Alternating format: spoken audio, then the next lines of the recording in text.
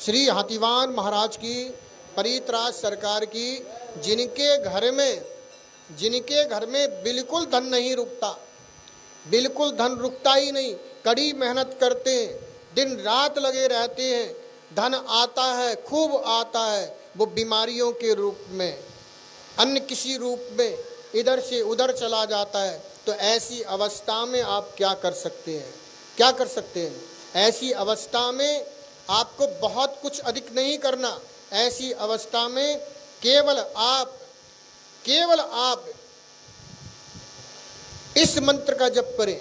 किस मंत्र का?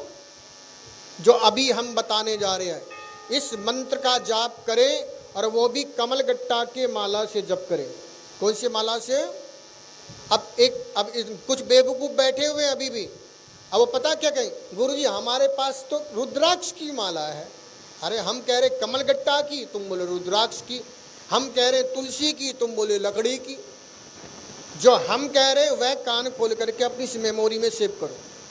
कमल गट्टा की माला तुम्हारे पास क्या है क्या नहीं वो हमें नहीं पता, हमें यह पता है ये चीज़ किस पर प्रयोग होता है, हम ही इस बात को अच्छे से जानते हैं। कमल गट्टा के माला से और गुरुमुख होकर के, गुरुमुख होने का मतलब पहले एक माला से 2 माला तक गुरु मंत्र का जप करिए, उसके बाद इस मंत्र का प्रयोग करिए। इस मंत्र का प्रयोग करिए। वह मंत्र कौन सा है? जिस मंत्र का आपको जप करना है, वो भी किससे? गुरु माला से। जिस माला से आप गुरु मंत्र जप करेंगे, उसी माला से आप इसका जप करना।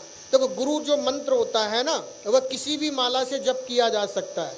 तो वह रुद्राक्ष के माला से भी किया जा सकता है, वह तुलसी के माला से भी किया जा सकता है, वह अन्य किसी माला से भी जप किया जा सकता है। तो मंत्र वह इस प्रकार से है। इस मंत्र का आप 11 माला जप करिए। इसके ऊपर की 3 माला आप अग्नि पर आहुति छोड़िए, अग्नि पर दशांश आहुति छोड़िए। मैं आपको लिखित गारंटी दे रहा हूँ, चाहे चल संपत्ति हो चाहे अचल संपत्ति हो, तुरंत ठहर जाएगी, तुरंत ठहर जाएगी। अब मंत्र कौन सा है? मंत्र ध्यान पूर्वक सुने। ओम श्रीम चल अचल संपत्ति कराए फट कुरु कुरु स्वाहा, ये मंत्र है। इस मंत्र का आप 15 माला जप करेंगे। 3 माला झोली से, 11 माला झोली से और 3 माला की अग्नि पर आहुति देना और दशांश आहुति देना। दशांश आहुति कैसे होती है हम आपको बताते हैं। दशांश जो सामग्री होती है, हवन सामग्री जो नॉर्मल होती है, सामग्री बनाएं, उस सामग्री में आप चावल मिलाएं, साबुत चावल मिलाएं, मखान मिलाएं, और जो दीपावली पे जो खील आती है, जो खील, उस खील को मिलाएं। खील को मिलाने के बाद में फिर आप उस मंत्र का आहुति लगाएं। इस प्रकार से क्रिया करने पर आपके घर में जो धन नहीं रुक रहा होता है वह तत्काल रुकना शुरू हो जाता है। बोलिए श्री हाथीवान महाराज की, श्री हनुमान जी महाराज की, श्री हनुमान जी महाराज की। अब यह ना सोचे कि गुरुजी ने मंत्र दे दिया है तो अब काम धंधा करने की जरूरत नहीं है, ये मंत्र ही सब कर देगा।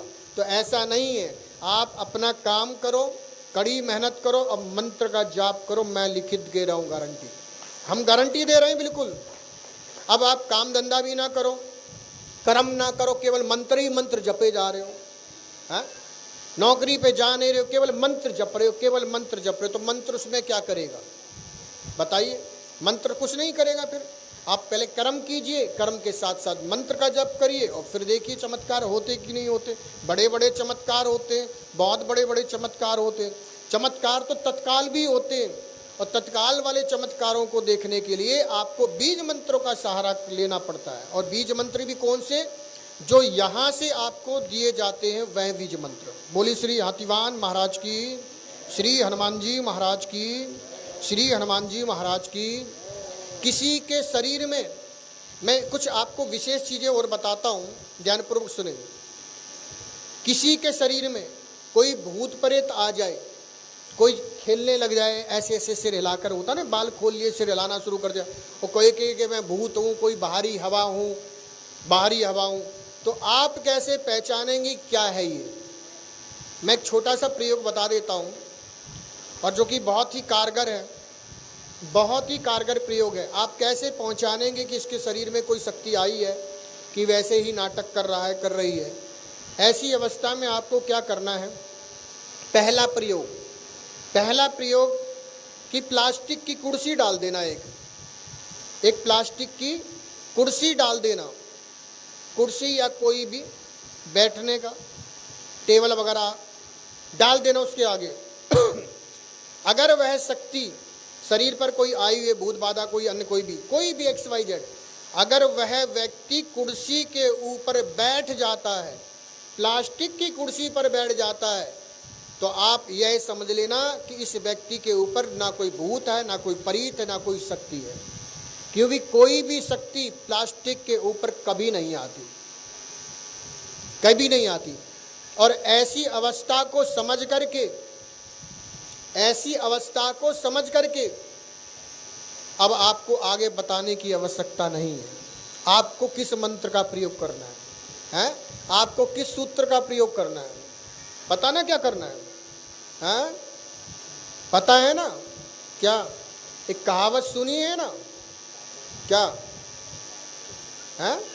जोर से बोलो, किन्ने बोली बात?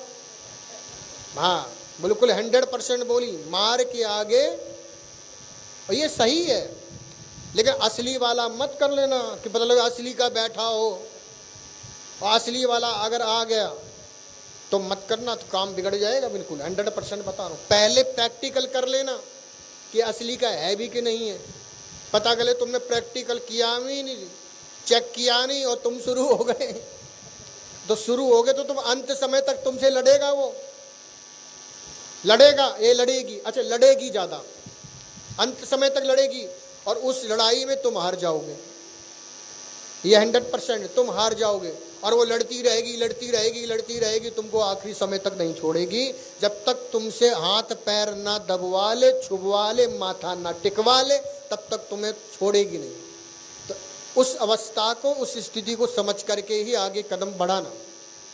और जबकि जिसको